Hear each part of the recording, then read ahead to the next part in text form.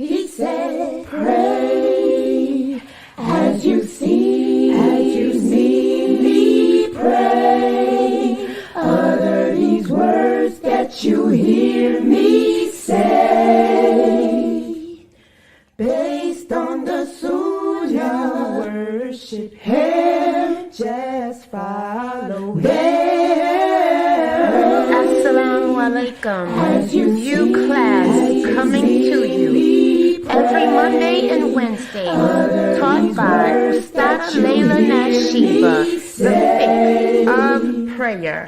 Every Monday and Wednesday, 9:30 p.m. Eastern. Inshallah, we'll see you there. Streaming on all major platforms. Channel Sunnahfollowers. The Maqasidic Tafsir. Where should I begin when I'm starting at the end? Pursuing the higher aim, learning the meaning of every page. Where should I begin when I'm starting at the end? Assalamu alaikum. Sunnahfollowers presents a new class, the Maqasidic Tafsir, being taught and brought to you by Ustad Layla Nashiba. Please stay tuned, streaming on all major platforms, right here on Channel Sunnahfollowers. You will make it through. The fitra is awake in you.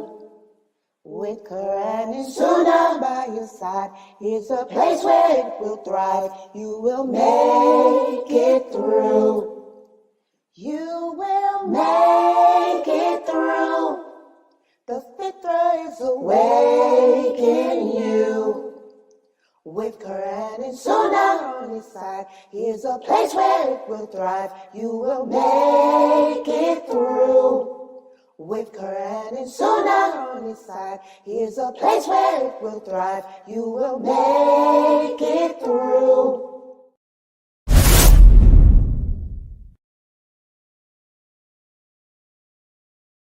Assalamu alaikum wa rahmatullahi wa barakatuh, my dear brother and sister. I just saw Brother Muhammad here in Salat al-Jum'ah, alhamdulillah.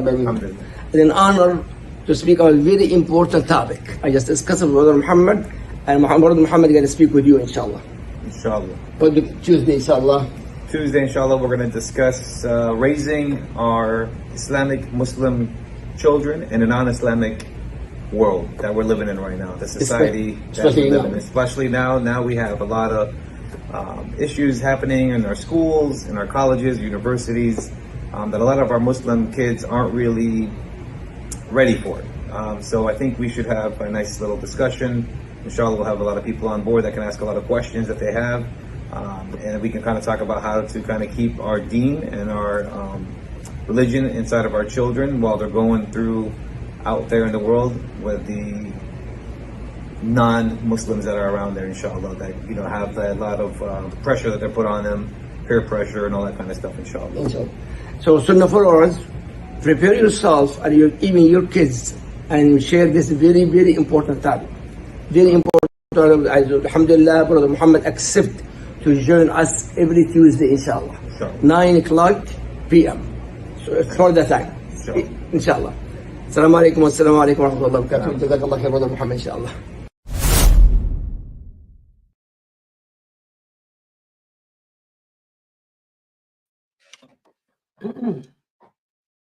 Ina alhamdulillah, wa salat, wa salam ala wa rasulullah. I'd like to welcome everybody to our first class for today. And just to remind everybody that that commercial that we just played, that will be tonight. We have Brother Muhammad Ziyada. He will be back with us again tonight to discuss issues pertaining to the children here in America, the Muslim children, things that we can do to safeguard their Islamic identity. So please make sure that you guys are here for his lecture at 9 p.m. Eastern Standard Time. Any questions that you may have about raising the kids in America and issues that relate to the youth here, make sure you bring them. And he is a law enforcement officer, so he'll be able to answer and advise you into different outlets we have available to help us, in preserving the Muslim identity of our children here. And so for now, what we're going to do is get started on this class, which is the Maqasidic Tafsir. Remember, since we have Brother Muhammad Ziyada back, and he'll be teaching his lecture, he'll be giving his lecture every Tuesday at 9. What I've done is move the Maqasidic Tafsir class to 6:30, so that way you guys can still benefit. And when we speak about the Maqasidic Tafsir, it's all about aiming high to try to understand or grasp the meaning of the Quran. And when we met for this class, the last time that we met for this class, we spoke about the importance of aiming high with the Quran. And let me start us off with a quiz. I don't want to give away the answer. That's why I had to pause. Let me put my little PowerPoint up here. Oh, wait a minute. Let me take this down again. I forgot to click the. Okay, this is the one I want. Okay. Inshallah, you guys should be able to see this.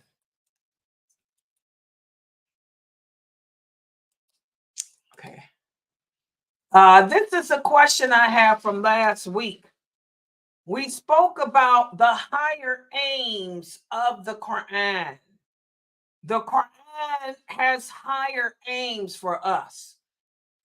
And what do we mean when we speak about the Quran has within it many high aims for us? What are those high aims of the Quran? What am I referring to when I speak about the higher aims of the Quran? What are we referring to? What are the higher aims of the Quran? Can anyone answer that question? You should be teaching this to your children, teaching your children to try to grasp the higher aims of the Quran. And what do I mean when I say that? Teach your kids the higher aims of the Quran. Can anyone answer that question? I want to try to get us acquainted with it, with this terminology, the higher aims. When I'm speaking about the higher aims of something, what am I speaking about? What do you think?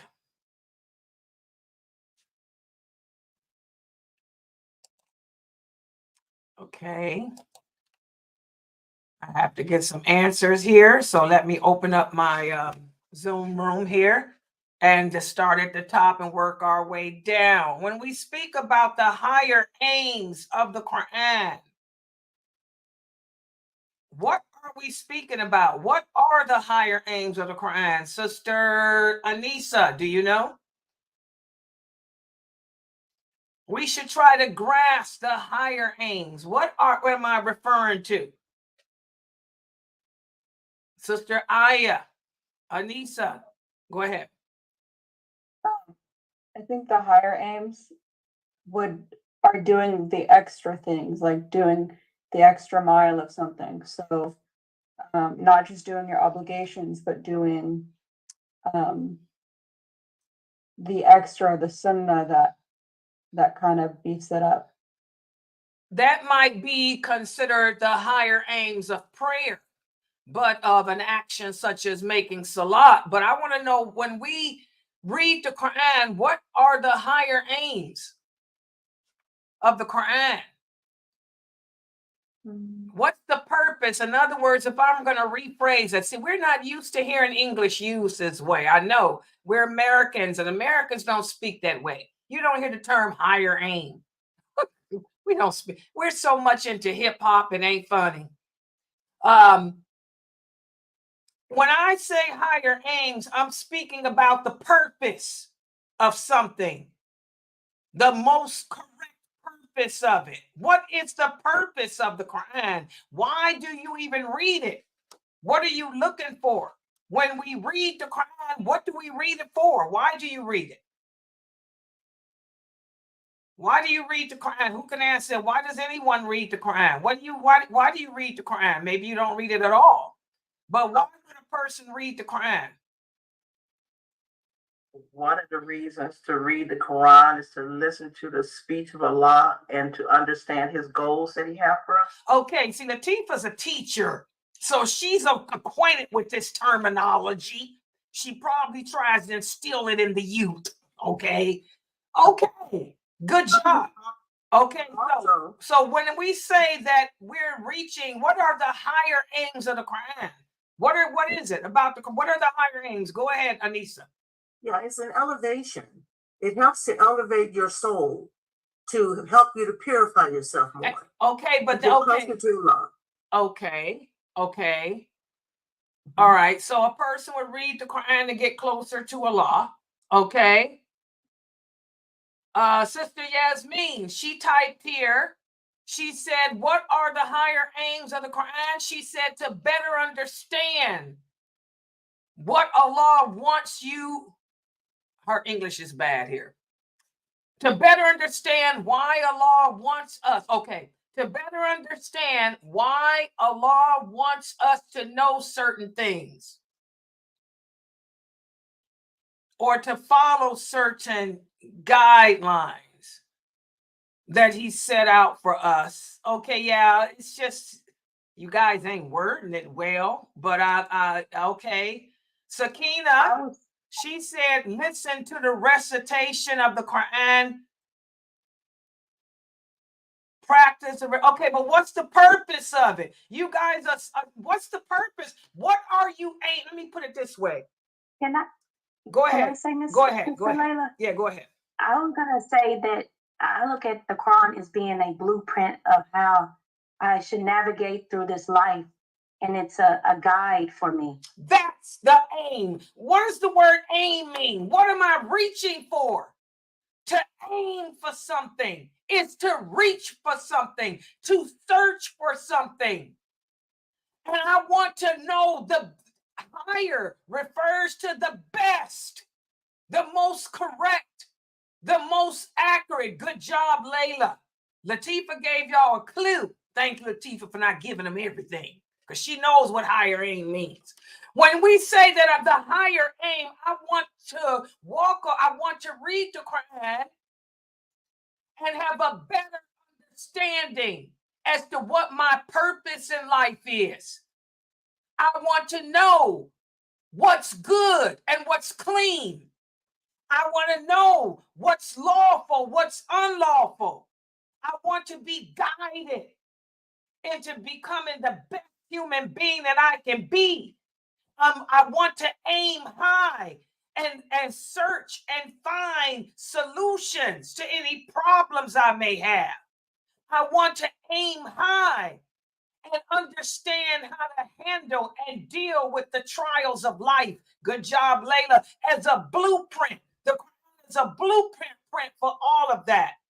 How I can live my life here on this earth and enjoy the good things that Allah put here for me while staying away from that which is detrimental to me. How to make the most of my life here on this earth and have a good ending after death. That's the higher aim. Aim is your goal. What are you looking for? What are we looking for? We talked in our Tawheed class about how Tawheed al-Rububiyah, that's the lordship of Allah. The Quran teaches us of the lordship of Allah. So my higher aim is to get to know my Lord, to get to know his lordship, to understand his lordship correctly, to understand what it means to be that he's the creator and the owner of everything. My aim is to understand what it means when Allah says that He's the provider, He's the sustainer. What it means when Allah says that everything good and bad comes from Him. I am aiming high to get to know my Lord. Y'all get it? I'm aiming high to have a relationship with Him that's going to cause betterment for me in this world. We have to get in the habit of using English words better. We're so into the hip hop. So we hear the word higher aim. We're like, what does that mean? Aim, to reach, to search for something, to try to grasp something. High. I want to get the best, the most correct, the most accurate understanding. Do y'all understand now? Does everybody understand what it means to aim high? What's the higher aim of the Quran? The higher aim of the Quran is to give you that guidance, give you that blueprint in life. Good job, Layla, again. Okay? How to live in this world and be successful without invoking the anger or disappointment of Allah. Does that make sense to everybody? What do y'all think? Give me some feedback in that Zoom room.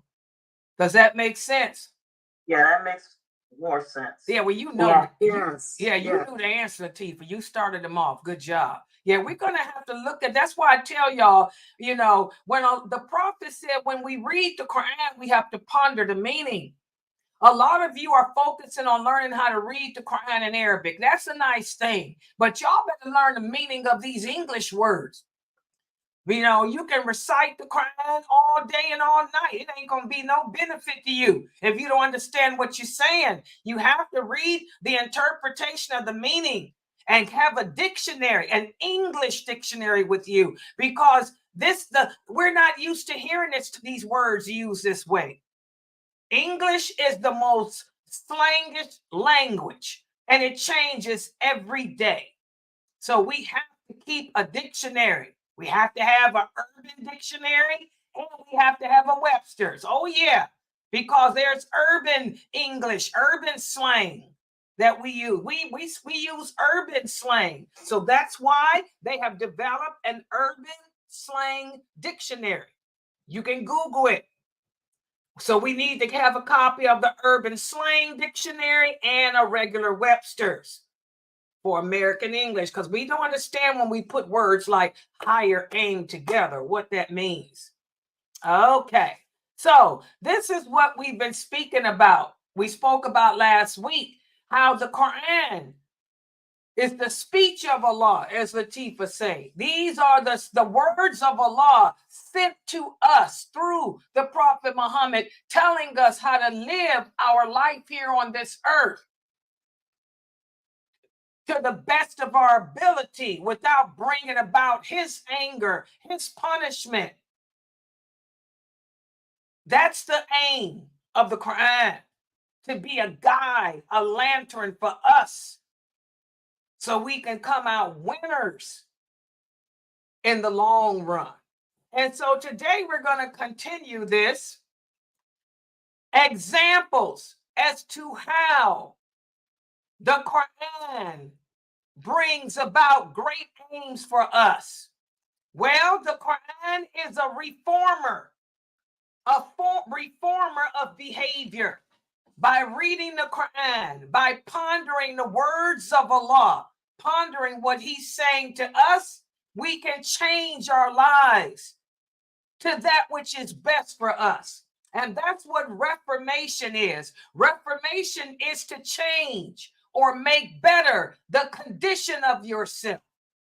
Remember, Allah tells us in the Quran that He will never change the condition of a people, nor will He change the condition of a person until that people or that person takes the steps to change himself. That's Islam. That's Reformation.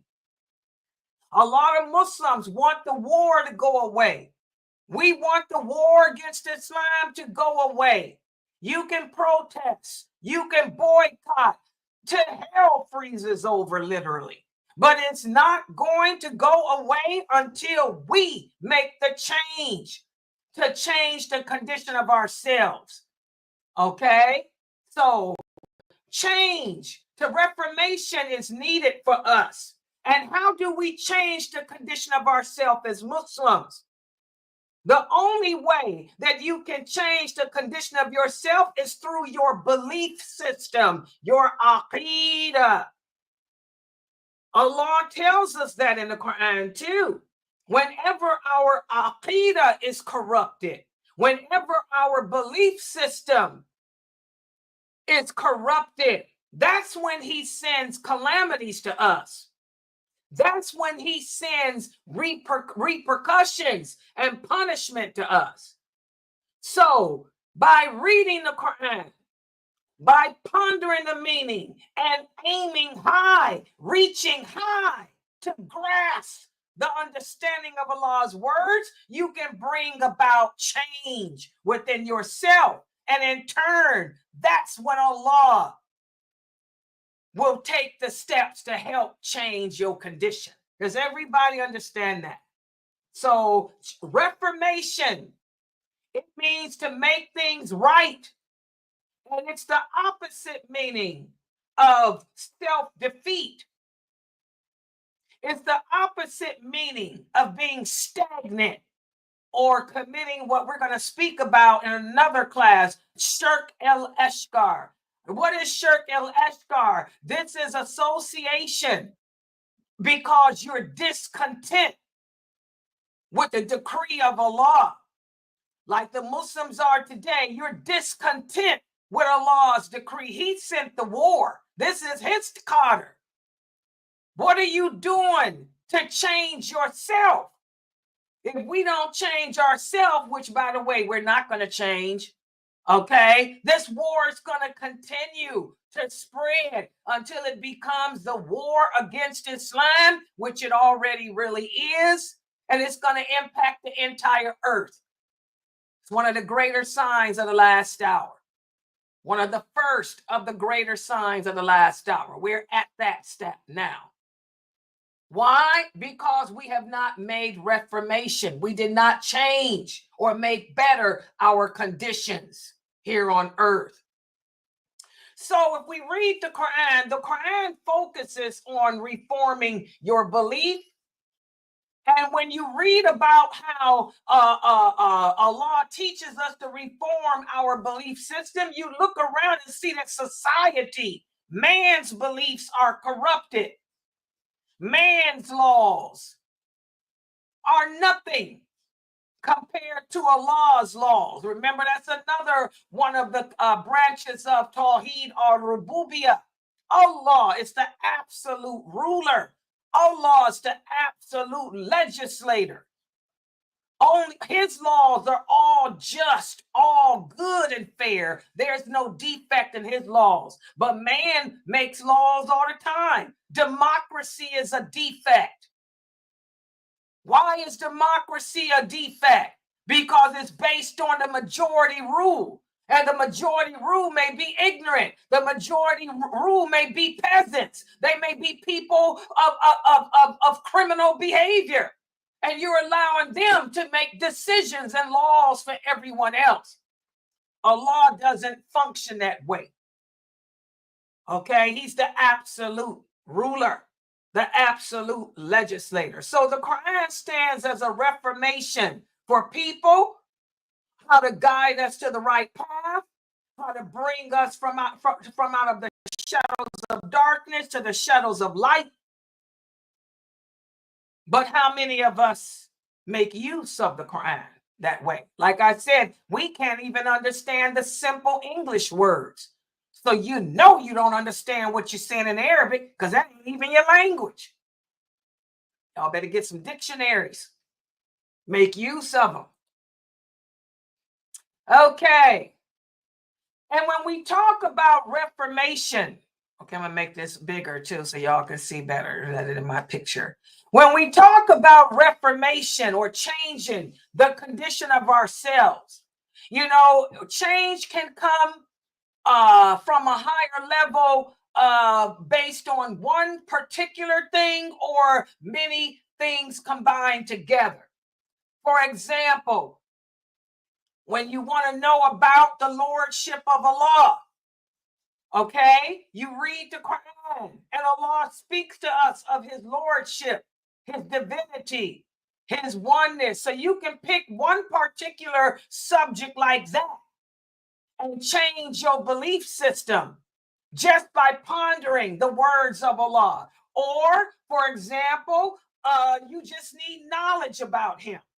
You need to get to know how his qadr works. A lot of Muslims don't understand the qadr of Allah. They don't understand how everything that happens, it happens because he willed it.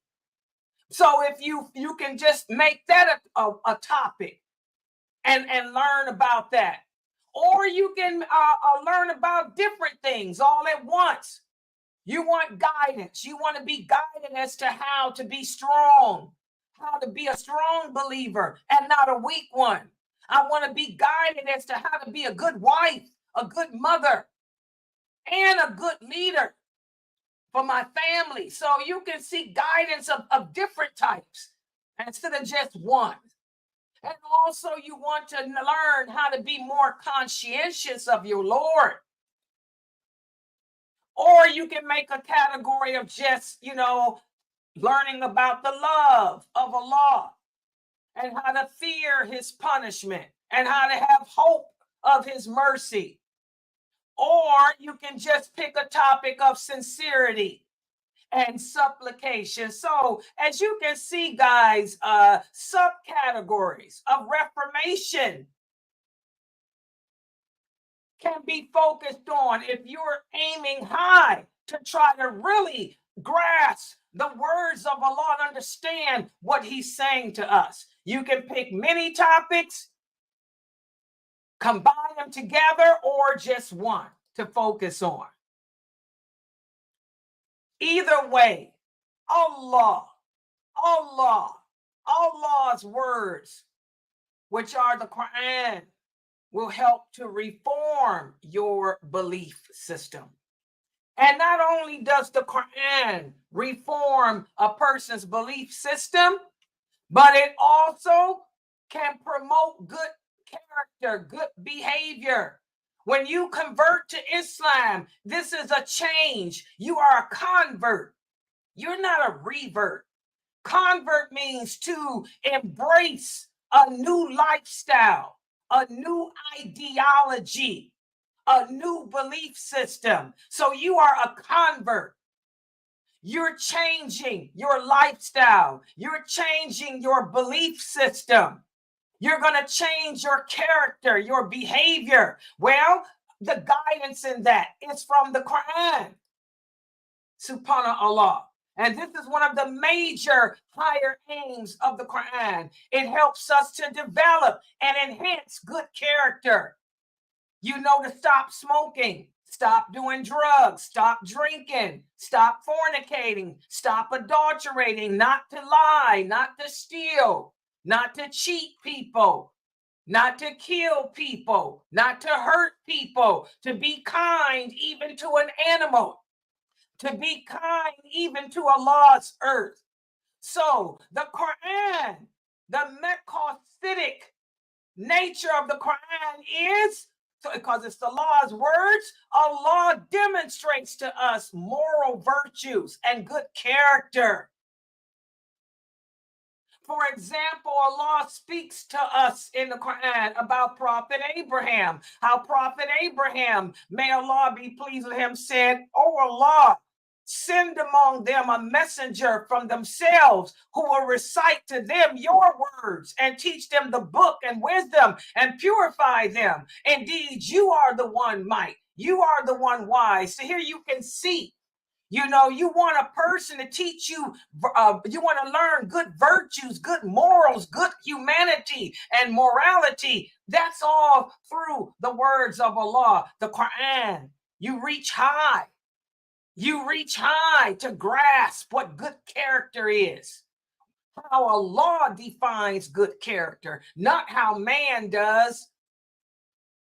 how Allah defines what's good and clean, not what man does. And I have to tell you, sisters, this all the time. Don't listen to these brothers when they're sitting around throwing the word haram out to you, telling you it's haram to wear makeup, it's haram to show your face, it's haram to be beautiful, and they have nothing from the Quran to back it up. Only Allah has that authority to make things lawful and unlawful. And the things that he doesn't mention are all good and clean. And we don't need science to try to change that. Allah doesn't mention anything about makeup. So that means it's good and clean. It's lawful. Allah doesn't say that women have to be slovenly. So who are you to say I have to be? So again, guys, the Quran, these are the words of Allah. This is Allah's speech, and he promotes good character. And even our Prophet Muhammad, sallallahu alaihi wasallam, remember, the hadiths are the explanation of the Quran. And the Prophet Muhammad, sallallahu alaihi wasallam, has told us in numerous hadiths that he was sent to teach us good character and good morality. And by teaching us good character and good morality, in turn, he taught us Islam, which is submission to Allah. So the Quran is the speech of Allah, the words of Allah, not his creation. It's his words. Don't get it twisted. The Quran is not the creation of Allah. It's the words of Allah, his speech, telling us how to reform or change the condition of ourselves to that which is good and clean, and how to change our character and promote good values and all of that. And this too, you can pick, comes along with subcategories. For examples, you can focus on morality, or different types of character. What's good character? What's defined as bad character? You can read the Quran and learn about the dangers of ignorance. Allah hates ignorance. That's why Allah made seeking knowledge an obligation upon every Muslim, male and female. Every one of us is supposed to learn this religion. We're supposed to know the basics. We're supposed to know Aqidah. We're supposed to know what the lawful and the unlawful are. We're supposed to know how to perform our obligations to Allah. And Allah is not, you can't blame it on your parents. Allah will hold them accountable for what you did before puberty. But after you become puberty, Allah is holding you accountable for not seeking the correct knowledge and understanding of this religion. Okay? You can also focus on community building. You know, how to develop a strong brotherhood, tarbiyah, how to establish a good sisterhood with the Muslims in your community. So again, guys, the Quran, Maqasidic. The Quran is Maqasidic. You know, you can aim high, reach high, to change, to get the understanding, to change yourself to that which is pleasing to Allah. And also, as we talked about, this is all Tawheed al-Rububiyyah. Now do you guys see? Well, I told you guys, I don't break Tawheed up into categories, because my dawah is for you, Muslims. My dawah is geared to Muslims. I don't debate with Kafirs. I'm not into that. And I focus on Tawheed al-Rububiyyah, because this is what most Muslims have a hard time understanding, the lordship of Allah. Most Muslims have a hard time understanding that Allah is also the source of legislation. This is another one of the higher aims of the Quran. Okay? Allah's laws, that's Sharia. Sharia is an Arabic word that means in English the laws of Allah. Allah's laws cannot be changed.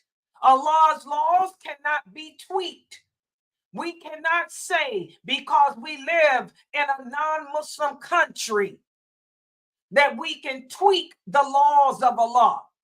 We cannot say because we live in America and America has made it legal for same-sex marriages that we can tweak the laws that Allah made about same-sex relationships. And instead of us doing el-bara, because the law tells us to do el-bara, which is to distance ourselves from those laws, those rules that contradict Islam. But instead of us Muslims today abiding by Allah's laws like the companions did, when the companions migrated to Abyssinia, Abyssinia was not a Muslim land, it was a land of the infidels. Okay? Yes, it was. It was a Christian land. When some of them migrated to Yemen, it was a land of the infidels too. But did the Prophet Muhammad tell them because you're in the land of the infidels, you can tweak his laws? What did the Prophet tell Muad? You're going to the land where people deal in usury. You stay away from it, even if that means you're the only person in that country that doesn't do it. You do el-bara, which is distance ourselves. But today, 2024, we got men and women here in America calling themselves scholars. They think that because this is the land of the infidel, they can tweak Allah's laws and say, we're not going to do el-bara. We're just going to set boundaries. I'm not going to tell my brother who's a my brother is LGBTQ. I'm not going to tell my brother to stay away from my family because this is an infidel land. Instead, I'm going to let my brother come around me, but I'm going to tell him, just don't bring your boyfriend. That's not Islam. Did the Prophet tell the companions that? He said, no, you do el-bara. So this is an example, Allah's laws. The Quran is the source of legislation. And you cannot tweak it. You cannot change Allah's laws. Listen to what Allah says in the interpretation of the meaning. And we have revealed to you, O Muhammad, the book and truth, confirming that which came before it, and as a criterion over what came before it. So judge between the people by what Allah has revealed, and do not follow their inclinations away from what has come to you of the truth. This verse of the Quran has not changed. This verse of the Quran is not abrogated. And this is what Layla Nashiba says to all those men and women in America who think they're scholars when they're not, who think that because you're in the land of the infidel, you can change and tweak Allah's laws. You can't. Here's the dalil. You don't do that. Listen to what Ibn Ashir, one of the early scholars, said. He said the objective of the Islamic legislative law is to establish a strong community with a stable social system and promote the orderly functioning of its affairs by achieving its welfare and preventing evil. We don't allow society's evil to cause us to tweak and change the laws of Allah. Instead, we're supposed to change society. We're supposed to take the laws of Allah and act upon them in our communities and publicly, and let the other people know we have no parts in that evil that you're doing. We are the reformers. The Muslims are supposed to be the reformers of society, not the blend-in people. And that's why Allah is sending all these calamities to America as we speak, with all these natural calamities of hurricanes and earthquakes and disasters. Allah is trying to tell you, brothers, you better jump back. You better stop allowing society to corrupt you. Subhanallah. So the Quran is a source of legislation. Also, the Quran as a legal source also aims to achieve the welfare and prevent evil through the clarification and its updates of many truths that have been omitted. Allah destroyed a whole nation of people. LGBTQ ain't new. People been doing that filthy disease since Allah made Adam and Eve. It ain't new. Allah speaks about that in many verses of the Quran. Look at the people of Lot. He destroyed an entire nation for that filthy stuff. This ain't nothing new. It's our job to achieve welfare and prevent evil through the clarification of the laws of Allah, not sit there and tweak Allah's laws to accommodate society. Because everybody understands that. And that's why we have to be careful of interfaith here in America. Living in America, living in a Western country, we have this thing called interfaith. And there is no interfaith in Islam. We do not worship the same creator. We do not believe in the same things either. So we can never sit down together and be brethren unto each other. But this is what happens when you sit there and disobey Allah and you take the non-believers as your friends, as your companions. Allah says they will never have your interests at heart. Their aim is to destroy you. So we have to guard against this interfaith, because it's destroying the Muslim identity here in the West, and it's causing us to deviate away from Allah's laws and Allah's commands. And again, as Allah tells us, whenever we deviate away from his laws and commands, he will send war. He will send earthquakes. He will send hurricanes. He will send tornadoes. And look where those tornadoes, look where those hurricanes, look at where those earthquakes are occurring, right there in the heart of the people that think that they can tweak Allah's laws. And even when we deal with the legal aims of the Quran, subcategories can be can be used. For example, the connection between creating and governing, the wisdom behind Allah's rules, the aims of Allah's laws, the gradation of his rulings, the necessities. And by the way, this is a big topic here in America for those of you brothers listening to me in the East.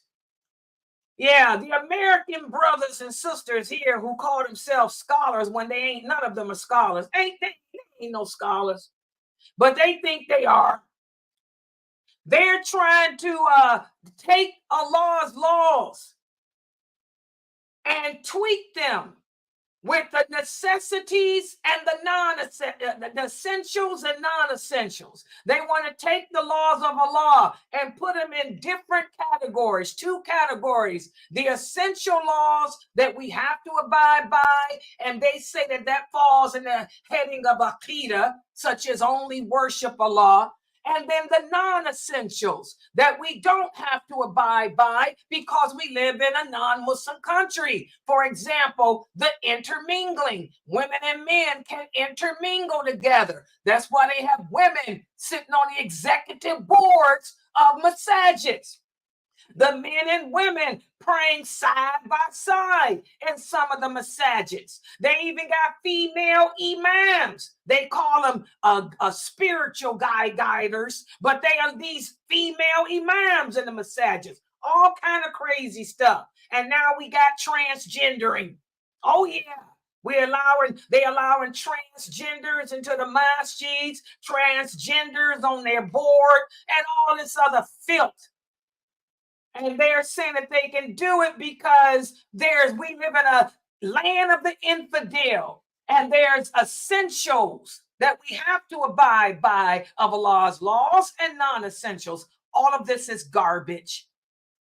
All of this is garbage. And all of this is why Allah is doing exactly what he's doing, sending calamity after calamity after calamity. Okay, so alhamdulillah, this is what I wanted to cover today. And as you can see, it goes hand in hand with what we've been speaking about in our Tawheed class, Tawheed al-Rububiyah. Tawheed al-Rububiyah. A lot of Muslims today don't understand Allah's lordship. And that's why the world is messed up. Okay? That's why all these wars are here and calamities are here and they ain't going nowhere. So I want you guys to remember, the Quran is not the creation of Allah. It's the speech of Allah. His words sent to us through the Prophet Muhammad sallallahu alaihi wasallam. His guidance. His reformations sent to us to help us to live a successful life in this world and still stay under his graces in the hereafter. So I'm going to stop right here. Subhanakallahumma wa bihamdika ashhadu an la ilaha illa anta astaghfiruka wa atubu ilaik. Are there any questions or comments? I tried to take these pages, and this was pages 101 through 111. I tried to break it down and make it clear like this for you. Any questions about any of this information? Go ahead.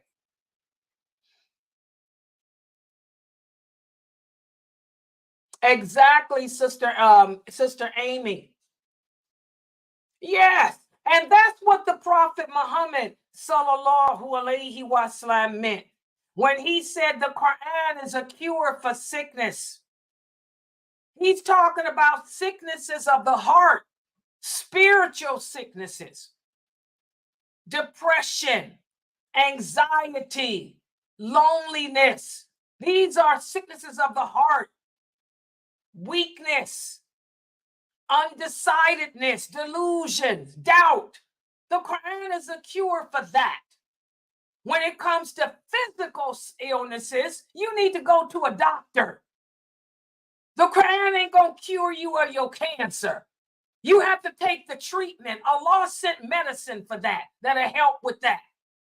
You go to the doctor for your physical sicknesses. But your spiritual illnesses, your emotional illnesses, the Quran is a cure for that.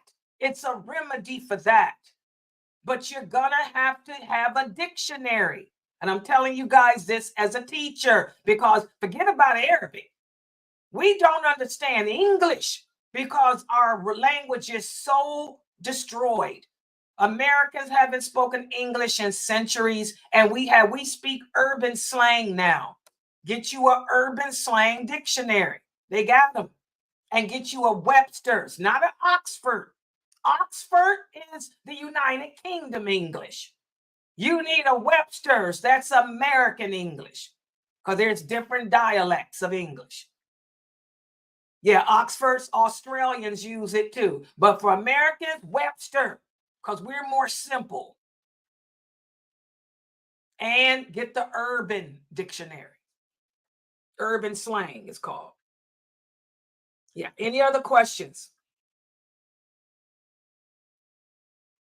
Yes, we have at 9 p.m. Eastern Standard Time, guys, Brother Muhammad Ziada will be here, and with Dr. Ibrahim Jamali. And Brother Muhammad Ziada is going to continue speaking about issues that are impacting the Muslim youth here in America, that's standing in between their Muslim identity. He's going to continue talking about that tonight. Yes, let me show you the let me put the that's at 9 o'clock. Let me show the the advertisement. Yeah, hold on, I got it. Yeah. Y'all like to see the ad? Yeah, Brother Muhammad Ziyada. Yeah, he's a law enforcement officer and he's Palestinian. I'm gonna have to tell Brother Muhammad Ziyada that some of the emails I get, people were asking Layla, who's the Caucasian man that's speaking on? Brother Muhammad Ziyada is Arab, guys. He's Palestinian and he speaks Arabic. Yeah, he's Palestinian. He's not Caucasian. He's Arab. Exactly. But let me put the let me put the commercial there. Okay, hold on. Yeah, I'll show the commercial again. Yeah, you didn't know that? Brother Edward said, I thought he was a white brother. No, he's Arab. He's Palestinian. Muhammad Ziyada. The name says it all. Ziyada. Yeah. Okay, let me I'll play it now, the ad. Here it is.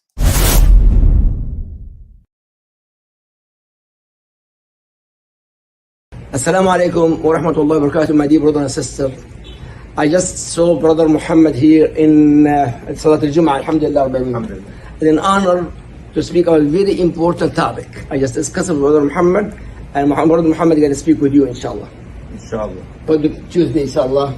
Tuesday, inshallah, we're going to discuss raising our Islamic Muslim children in a non-Islamic world that we're living in right now. The society that we live in. Especially now we have a lot of issues happening in our schools, in our colleges, universities, that a lot of our Muslim kids aren't really ready for it. So I think we should have a nice little discussion. Inshallah, we'll have a lot of people on board that can ask a lot of questions that they have. And we can kind of talk about how to kind of keep our deen and our religion inside of our children while they're going through out there in the world with the non-Muslims that are around there, inshallah, that have a lot of pressure that they're put on them, peer pressure and all that kind of stuff, inshallah. So Sunnahfollowers, prepare yourself and even your kids and share this very, very important topic. Very important. Alhamdulillah, Brother Muhammad accept to join us every Tuesday, inshallah. 9 o'clock p.m. So for the time, inshallah. Assalamu alaikum wa rahmatullahi wa barakatuh. Jazakallah khair, Brother Muhammad, inshallah.